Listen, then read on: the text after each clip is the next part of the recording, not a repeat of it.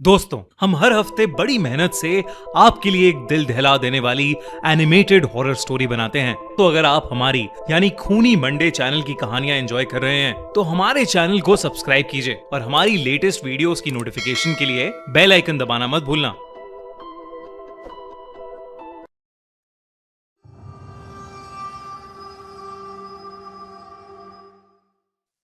बाईस साल की अनन्या राजस्थान के अपने छोटे से शहर से एक नई जॉब के सिलसिले में जयपुर शिफ्ट हुई थी, पर उसे नहीं पता था कि ये उसकी जिंदगी का सबसे डरावना चैप्टर होगा। ऑफिस के पास ही एक छोटी सी सोसाइटी में उसे एक फ्लैट बड़े सस्ते रेंट पर मिल गया था, पर उस सोसाइटी के लोग बेहद अजीब थे। जब भी अनन्या कहीं भी जाती, वो लोग उसे ऊपर से नीचे तक घूरते रहते। और तो और उस सोसाइटी की कोई मेड भी अनन्या के घर काम नहीं करना चाहती थी। अनन्या वहां के लोगों से थोड़ी परेशान थी, पर क्योंकि वो फ्लैट सस्ता था और ऑफिस के पास था, तो उसने इन सब बातों पर ज्यादा ध्यान नहीं दिया। एक रात वो अपनी दोस्त मीरा से फोन पर बात कर रही थी। अचानक मीरा ने पूछा, अनु, ये बच्चे के रोने की आवाज कहां से आ रही है?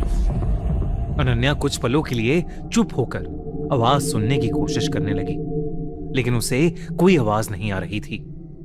उस समय तो अनन्या ने इस बात पर ज्यादा ध्यान नहीं दिया, लेकिन जैसे जैसे दिन बीते, जो भी अनन्या को रात में कॉल करता, वो उससे यही पूछते कि उसके आसपास कोई बच्चा रो रहा है क्या, क्योंकि उन सबको किसी छोटे बच्चे के रोने की आवाज आती थी। अनन्या को अब ये बात बहुत अजीब लगने लगी थी।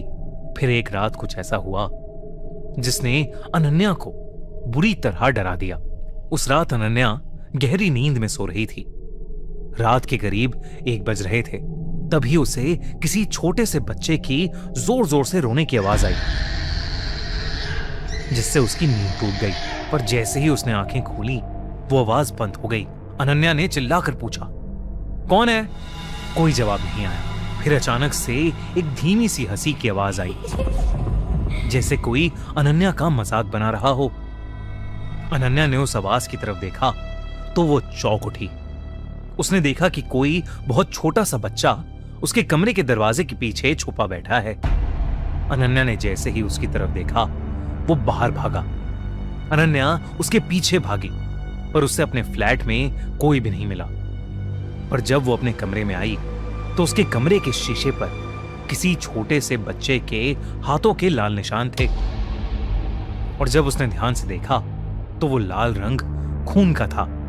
अनन्या बेहद डर गई थी। सुबह होते ही उसने बिल्डिंग के बाकी के लोगों से इस बारे में पूछा। उसे पता चला कि उससे पहले एक बुढ़िया उस घर में रहती थी। उसे कोई भी पसंद नहीं करता था, क्योंकि लोगों के हिसाब से वो काला जादू करती थी। सोसाइटी में उसके आने के बाद से जिस किसी भी घर पर कोई खुशी की खबर होती थी, वो दुख में बदल जाती थी। कोई नई गाड़ी लेता था तो उस गाड़ी का अगले ही दिन एक्सीडेंट हो जाता था।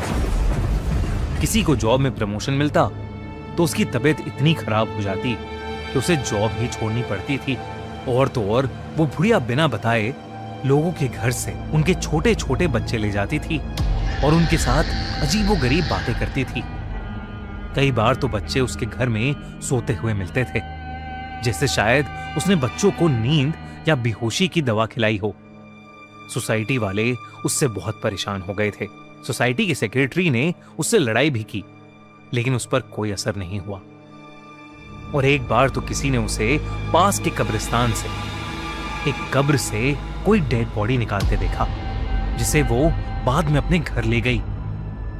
उसके बाद कुछ दिनों तक उसके घर से बहुत शोर आने लगा, जैसे वो कोई बहुत बड़ी पूजा कर रही हो।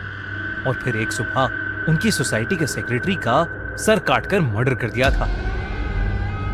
उसकी पूरी बॉडी पर किसी छोटे बच्चे के नोचने के निशान थे। उस दिन सोसाइटी वालों ने उस बुढ़िया को जोर जबरदस्ती से उसके घर से बाहर निकाल दिया, लेकिन वो उन सबको देखते हुए बस हंसती रही। बहुत हंगामा हुआ था उस दिन। जब ओनर ने घर के अंदर जाकर देखा, तो घर के अंदर बहुत सारा तंत्र विद्या का सामान और एक छोटे लड़के का कंकाल मिला। लोग कहने लगे कि उस रात उस बुढ़िया ने काले जादू से एक कच्चा कलवा बनवाया था और उसी कच्चे कलवे ने उसे मारा था। इस इंसिडेंट के बाद काफी टाइम तक वो घर खाली था और उसके बाद अनन्या वहां रहने आई थी। ये सब सुनने के बाद अनन्या बहुत घबरा गई थी। वो अपने घर आई और कच्चा कलवा के बारे में ऑनलाइन पढ़ने लगी। उसे पता चला कि जब साल भर से छोटे बच्चे की मौत हो जाती है तो उसकी बॉडी जलाई नहीं जाती बल्कि उसे दफनाया जाता है। कई काला जादू करने वाले लोग उसकी बॉडी को जमीन से निकालकर उसकी बॉडी पर कच्चा कलवा की साधना करते हैं जिससे वो उस बच्चे की आत्मा को अपने वश में कर लेते हैं और अपना मन चाहा काम करवाते हैं। अनन्या ये सब पढ़कर चौंक गई थी। उसे ये सब बहुत ही खतरनाक लग रहा था। तभी अचानक से घर की लाइट चली गई और घर में अंधेरा हो गया। एकदम से उसे सांस लेने में दिक्कत होने लगी। उसे ऐसा लग रहा था जैसे कोई उसका गला दबा रहा है। पसीने में तरबदर वो किचन में एक गिलास पानी लेने गई तो उसके हाथों से गिलास छूट गया। उसने जब किचन की खिड़की में अपने आप को देखा तो उसके गले पर छोटे छोटे उंगलियों के निशान थे, जैसे किसी बच्चे ने उसका गला घोटने की कोशिश की हो। तभी उसे अपने कमरे से एक बहुत तेज आवाज आई, किसी छोटे से बच्चे के बहुत तेज रोने की आवाज। वो कमरे में गई तो वो आवाज कहीं ऊपर से आ रही थी। अनन्या ने ऊपर देखा तो उसके होश उड़ गए। उसकी कबर्ड के ऊपर से उसे धीरे धीरे दो हाथ बाहर आते दिखे और फिर एक बहुत ही खूंखार सा दिखने वाला बच्चे का चेहरा दिखा। ऐसा लग रहा था कि उस बच्चे का पूरा शरीर सड़ चुका है। उस बच्चे के नुकीले दांत और लंबे काले नाखून थे। अनन्या को समझ आ गया था कि ये उसी बच्चे की खतरनाक आत्मा है जिसे वो बुढ़िया घर लेकर आई थी। वो अनन्या को देखकर बहुत ही भयानक तरीके से मुस्कुरा रहा था। इससे पहले कि वो कुछ कर पाती, वो बच्चा अनन्या के ऊपर कूद पड़ा। अनन्या ने फौरन घर का दरवाजा खोला और लिफ्ट की तरफ भागी, पर लिफ्ट बंद पड़ी थी। उसने अपनी घर की तरफ देखा तो लिविंग रूम में वही भयानक बच्चा खड़ा था जो धीरे धीरे उसके करीब आ रहा था। अनन्या ने घबराकर अपने पड़ोसी के घर की बेल बजाई, पर कोई बाहर नहीं आया। तभी अनन्या का फिर से दम घुटने लगा। वो किसी तरह भागकर अपनी सोसाइटी के गेट पर पहुंची तो सिक्योरिटी गार्ड उसे इस हालत में देखकर चौकन्ना हो गया। गार्ड को लगा कि शायद कोई बदमाश सोसाइटी में घुस आया है, इसलिए वो अनन्या के फ्लैट की तरफ भागा। इससे पहले कि वो सिक्योरिटी गार्ड को कुछ बोल पाती, वो सिक्योरिटी गार्ड ऊपर जा चुका था। कुछ ही देर में अनन्या को उस गार्ड की चीख सुनाई दी। वो पीछे पलटी तो उसने देखा कि ऊपर से कुछ नीचे गिरा है। वो उसी सिक्योरिटी गार्ड की लाश थी, गले पर वैसे ही निशानों के साथ जैसे अनन्या के गले पर थे। और ऊपर उसकी बालकनी में वही डरावना बच्चा था, पर इस बार उसकी आंखों से खून बह रहा था। पूरी सोसाइटी में हल्ला मच गया। सूरज उगते ही एक पंडित को बुलाया गया। पंडित ने बताया कि काला जादू करने वाली बुढ़िया तो चली गई, लेकिन उस फ्लैट में अभी भी उस छोटे से लड़के की आत्मा कैद है जिसे उसने कच्चा कलवा बनाया था, और वो एक बहुत ही खतरनाक आत्मा है। अनन्या ने उसी दिन वो फ्लैट छोड़ दिया और कहीं और शिफ्ट हो गई।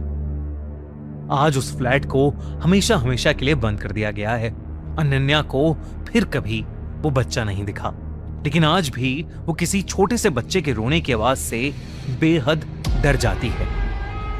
दोस्तों, हमारी अगली हॉरर स्टोरी जो कि है थामा special horror story already live हो चुकी है Amazon म्यूजिक पर। तो जल्दी से इस वीडियो के पिन कमेंट पर क्लिक करो और एंजॉय करो हमारी अगली horror story only on Amazon music. अगर आपको ये वीडियो अच्छी लगी तो हमारा चैनल खूनी मंडे सब्सक्राइब करना बिल्कुल मत भूलना।